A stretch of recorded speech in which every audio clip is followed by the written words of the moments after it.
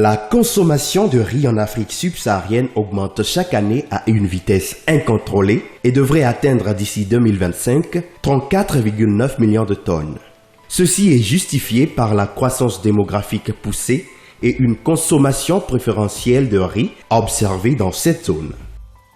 La Banque africaine de développement BAD estime que le secteur rizicole a le potentiel pour devenir un moteur de croissance économique à travers le continent africain et est prête à offrir aux producteurs les outils mécaniques et techniques nécessaires pour leur plein épanouissement. C'est dans cette optique que la BAD a soutenu l'atelier de fabrication et de normalisation d'équipements après récolte, de transformation et de valeur ajoutée qui s'est déroulé à Porto Novo en République du Bénin du 1er au 7 mai 2019. On a ici aujourd'hui pour une partage de l'expérience à travers les ateliers basés sur la fabrication d'équipements agricoles, en particulier pour le riz. Et l'objectif final, c'est d'avoir le riz de bonne qualité, sans cailloux, etc., qu'on va mettre au marché. L'agriculture ne peut pas transformer sans de bonne qualité de produits au marché.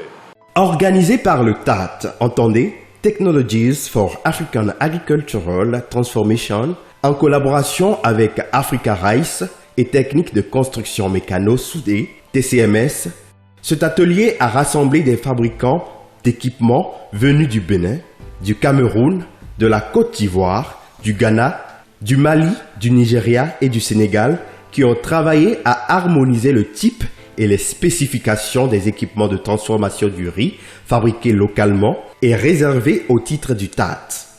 Ils ont donc pendant 7 jours travaillé à améliorer la qualité des équipements de transformation du riz fabriqués localement afin de répondre aux préférences des consommateurs. Nous voulons assurer la uniformisation ou normalisation de tous ces équipements. Nous avons fait venir toutes ces sociétés privées qui sont dans la fabrication de ces équipements dans leurs pays respectifs pour se retrouver ici où nous adoptons les normes ou des spécifications et des types d'équipements qu'ils peuvent diffuser dans leur pays dans le cadre de ces projets. Parce que le projet TAT, il y a un composant qui est basé à Africa Rice, mais il y a un composant pays qui est même plus important par rapport à ce que est basé à Africa Rice. Alors, s'il y a une commande des équipements dans la transformation du riz, cet équipement doit être ce que nous avons adopté dans cet atelier. Nous savons que l'un des défis de l'agriculture en Afrique, c'est la mécanisation. Mais la mécanisation a une étape accessible à nos producteurs. C'est pour ça que nous sommes ici aujourd'hui, dans le cadre des machines agricoles qui ont été retenues pour être promues dans le cadre de ce projet-là. Ainsi donc, nous avons invité des participants qui sont nos partenaires équipementiers du Bénin, du Nigeria, du Mali, du Sénégal, du Ghana, de la Côte d'Ivoire. Et tous sont ici pour échanger leurs expériences parce que c'est des gens qui ont déjà l'expérience dans la pratique de la fabrication de ces machines-là, mais chacun le faisait à sa manière. Aujourd'hui, nous sommes ici pour harmoniser, standardiser, définir les normes. Lorsqu'on parle par exemple de la batteuse assise, la batteuse sert à enlever le riz, les grains de riz, séparer les grains de riz de la paille de riz. Lorsqu'on parle de la batteuse assise, il faut que le standard soit le même, que ce soit au Bénin, au Sénégal, au Togo, au Nigeria ou ailleurs. Donc nous avons invité tous ces partenaires-là pour venir ici, pour qu'on puisse s'asseoir et définir les standards, pour que lorsqu'on parle d'une technologie qui est diffusée dans le cadre de ce projet-là, que ce soit fait de façon harmonieuse dans tous ces pays-là. Les participants à cet atelier ont profité de ces moments pour partager leurs expériences en matière de mécanisation rizicole et pour permettre à leur pays d'être autonome en matière de fourniture de riz de bonne qualité.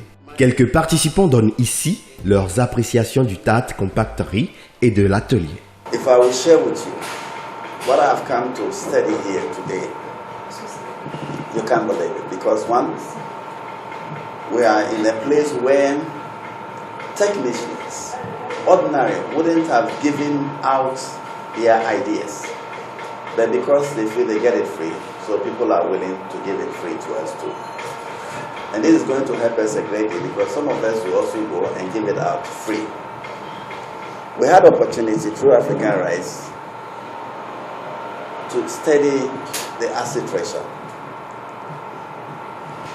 My company, Haniga Nigeria Limited, have so far produced over 200 units of that. But it was a bigger one. And farmers continue to ask for a much smaller one, more especially the smallholder farmers. For that reason, we had to scale down.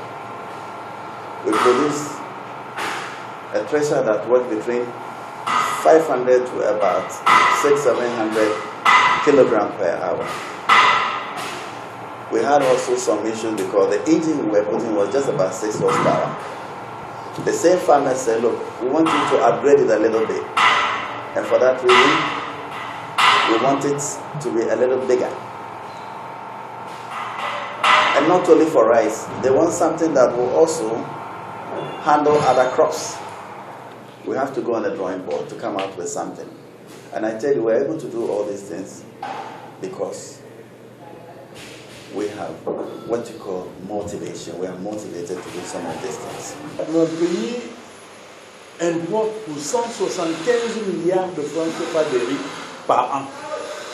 Je me suis dit, tiens, cette histoire, si je m'y mets profondément, je peux gagner de l'argent. C'est comme ça donc je commence à m'intéresser de très très près au riz, à la transformation et à tout. Toujours dans ces choses, Africa Rice nous a donné, je crois que ça c'est la 3e formation que je reçois.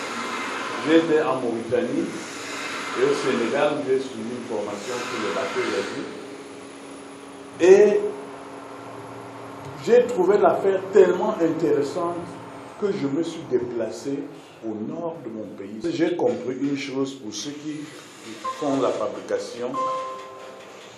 Vous ne pouvez pas bien travailler un équipement sans être dans le milieu où cette spéculation est produite. Vous ne pouvez pas construire des machines de riz étant dans une zone où on fait du cacao. Il faut être en plein, il faut être rapproché des viticulteurs pour pouvoir apporter des corrections jour après jour. Et c'est dans cette optique que je me suis déporté dans le nord de mon pays, à presque 1200 km de l'endroit où j'étais, où j'ai investi dans une rizerie. I really appreciate this program of Africa Rice because we are having what challenges of reaching out to lower end farmers. So through this program, I learned that the potential it has provide us with the better opportunity to reach out to the lower end farmers. And based on the concept that we are fabricators, we will try to see that we improve this program by standardizing it more and also adding more equipment. If we can ride from this point in time. Because this is our first time of attending this, so I will go back with this happy news to my company that for the opportunity we have to reach out to the farmers at the best, as far as we can if I use this.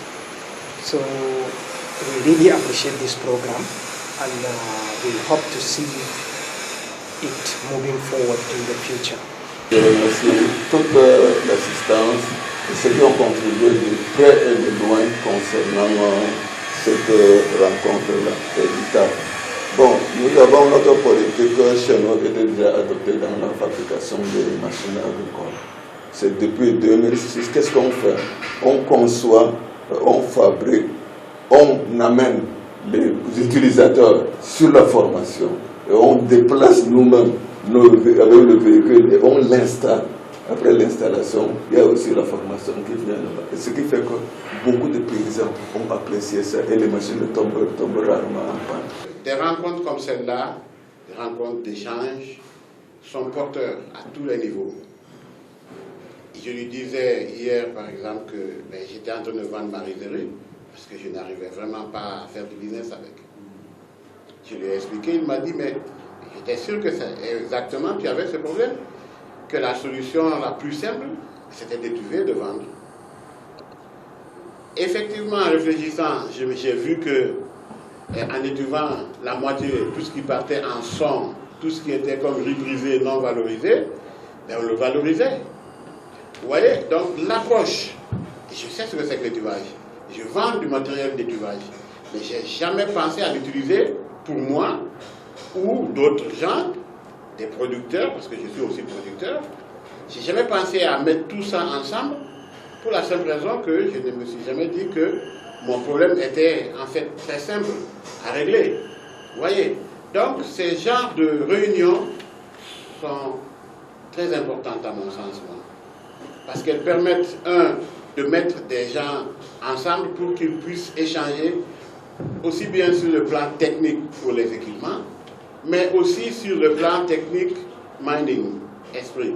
Et ça, c'est vraiment très très positif à mon sens. Technique de construction mécano-soudée TCMS est une unité de fabrication des équipements de transformation du riz basée à Porto Novo au Bénin. Les participants ont eu l'occasion au cours de ces 7 jours de s'enquérir des méthodes implémentées par son promoteur, M. Lucien Roui. TCMS, c'est un atelier de transformation, de fabrication des machines agricoles. Et son objectif, c'est la recherche, rendre tout ce qui est théorique en pratique pour pouvoir booster la mécanisation agricole. Voilà. C'est d'abord pour régler un problème. TCMS, c'est une unité, un modèle d'auto-emploi. Parce qu'on dit emploi des jeunes, il y a beaucoup de choses. Donc, nous avions essayé de créer cet atelier-là nous-mêmes pour pouvoir nous occuper, régler le problème de la mécanisation pour pouvoir augmenter la capacité de production des paysans. TAT nous a appuyés d'abord par cette technologie que nous avions appropriée. Et aujourd'hui, l'atelier de standardisation met l'accent sur le modèle que tout le monde va faire. Et que, vous voyez, les consommateurs, nos clients potentiels, ils aiment voir des preuves de ce que vous avez fait. Alors, quand vous dites que ces matériaux sont certifiés par le projet TAT de Africa Rice, tout de suite, ça passe. Donc, et voilà. Et eux aussi, ils sont plus ouverts, ils ont plus de dimensions que nous. Donc, les pépins que les machines donnent sur le terrain, dans un pays ou dans l'autre, ils peuvent nous mettre rapidement au courant. Et nous corrigeons le produit et nous avons toujours un produit efficace. Ils ont, au cours de la visite de cette unité de fabrication, expérimenté l'efficacité des matériels qui y sont conçus. Nous avions retenu ce type de pré-nettoyeur. L'avantage, ce qui a fait que l'équipe a retenu ceci, c'est qu'il y a un souffleur pour souffler tout ce qui est léger, les pailles du riz, avant que ça ne tombe sur le tamis. Sur le tamis, il y a les grains, il y a 4 sorties, 4 séparations. Les différents déchets qui peuvent être dedans. Donc le riz va sortir.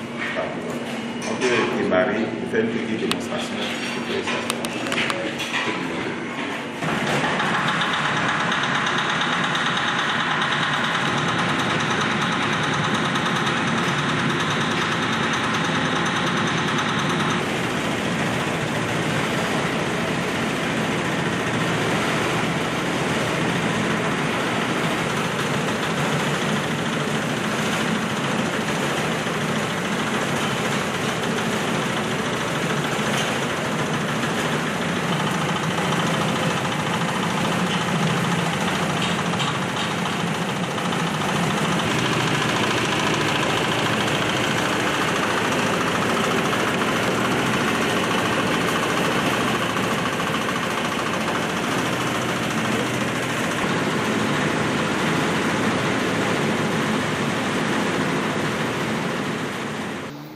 great being here because I have said it times without number that this has given us or afforded us opportunity to really interact with fellow technicians from other parts of the country.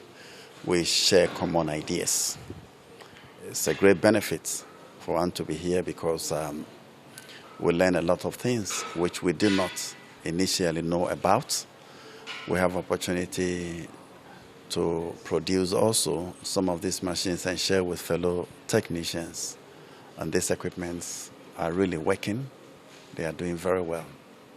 So in simple terms, it's great for this organization to have put together all resources to make sure that we can and have a common forum to standardize equipment that can help African in rice cultivation and production.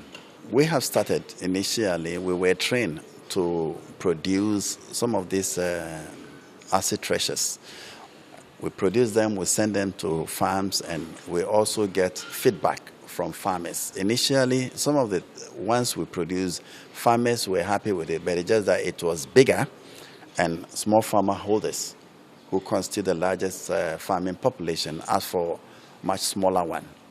We then have to produce the smaller one. Then again, they wanted us to upgrade it. That's actually give birth for this modification that we have done. But as fabricators that we have come together, we looked into it critically. Any areas that we feel it can enhance efficiency, durability, because we have made them to be very rugged. So almost every time fabricators come together, look into component by component to assess and see which way best we can come out with these things that really help us.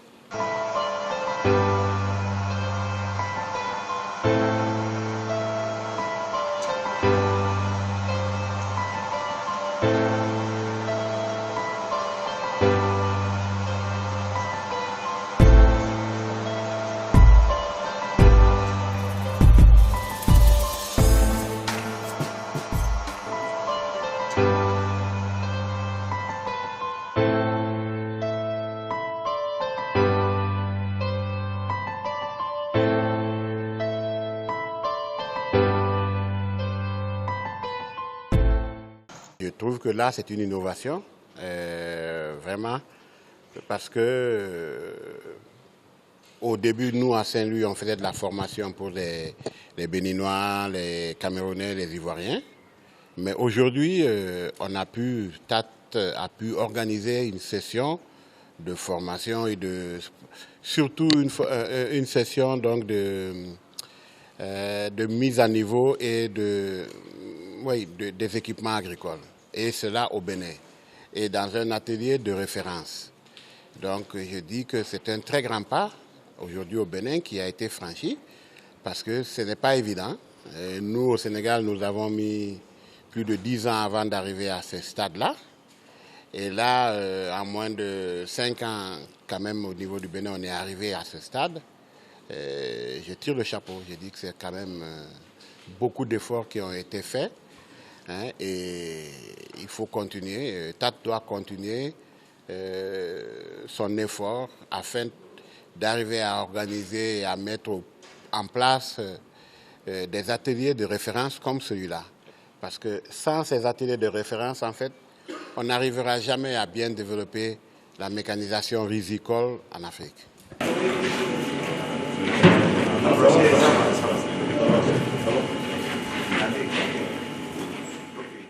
Nous sommes en train de travailler là-dessus et d'ici demain, on doit pouvoir aussi l'essayer comme les autres. Il y a quelques difficultés que nous avions réglées déjà, parce que ce que nous faisions avant, c'est un peu plus haut, la caisse est un peu en porte à peau, un peu en l'air, mais nous avions décidé de travailler le système de montage ici.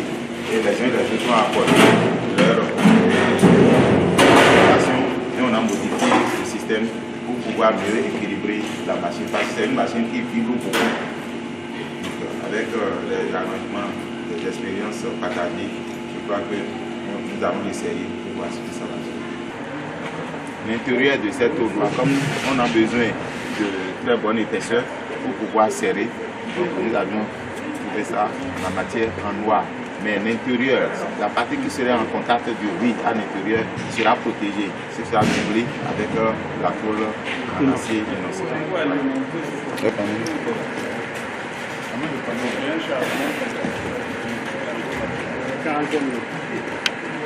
C'est dans ça là qu'on met le riz paddy déjà lavé, déjà trempé. C'est ici qu'on met. Donc la tôle perforée a pour avantage de laisser passer la vapeur parce que c'est une cuisson à vapeur. Et une fermeture étanche. Voilà. Quand on va fermer, il y a les boulons et puis un joint en caoutchouc pour le fermer en étanche. Puis sur autour de 15 à 20 minutes, on doit pouvoir étudier la quantité de riz mis dedans. Et voilà.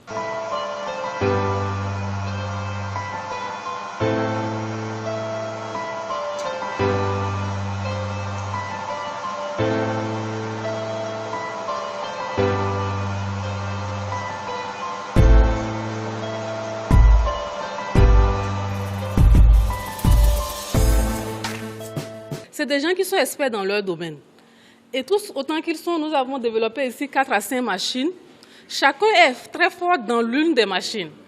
Donc, ils ont eu l'occasion d'échanger leurs expériences pour pouvoir améliorer les connaissances des uns et des autres, mais aussi de créer des réseaux pour lesquels ils peuvent venir, selon leurs avantages comparatifs, dans chaque pays, s'entraider, collaborer, améliorer les conditions de vie de nos producteurs, rendre les machines accessibles aux producteurs, produire des machines de qualité et eux-mêmes développer leurs entreprises parce que le secteur privé, c'est le moteur de développement de l'Afrique. Et puis, avec cette occasion aussi, les jeunes, vous avez vu, il y a beaucoup de jeunes qui ont été formés aujourd'hui, là, pendant cet atelier-là, c'est une opportunité pour eux de trouver du travail et de pouvoir subvenir aussi à leurs besoins. Sans oublier les femmes. Parce que les femmes aussi sont très, très importantes dans le cadre de ce projet-là. Nous avons développé des technologies d'étuvage du riz qui vraiment allègent la tâche d'étuvage aux femmes. Avec cette technologie-là, vous voyez, les femmes devraient acheter du bois. Mais aujourd'hui, la balle de riz qui était un réel problème où les gens avaient des tas vraiment dont ils ne savent pas quoi en faire, aujourd'hui, c'est utilisé comme du combustible. Ils gagnent de l'argent qui devrait être utilisé pour acheter du bois, mais aussi il protège l'environnement parce qu'il ne coupe plus le bois et ce déchet-là est valorisé. Vous voyez, donc ça c'est très important pour les femmes qui, par ce fait-là, deviennent aussi autonomes financièrement et peuvent subvenir aux besoins de leur famille. Pour le futur, c'est de pouvoir mettre à la disposition des producteurs des machines efficaces, à des coûts abordables et des machines durables pour pouvoir vraiment améliorer la qualité du riz paddy, pour qu'au finish, nous puissions avoir un riz de qualité sur les tables de nos consommateurs. L'Afrique produit du riz. Nous avons les capacités, les potentialités pour produire du bon riz en Afrique, mais nous continuons toujours d'importer. Donc notre lutte, c'est de pouvoir faire consommer le riz produit localement à tous les Africains.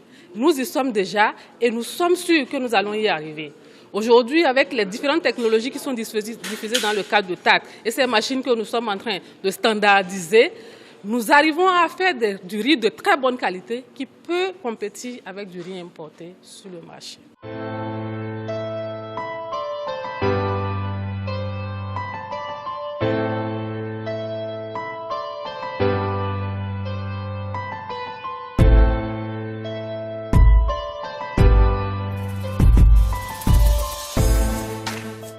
Indeed, I am really pleased that the workshop we are working in today to improve the standard in terms of specification, quality, durability of the equipment that we use in post-harvest and threshing.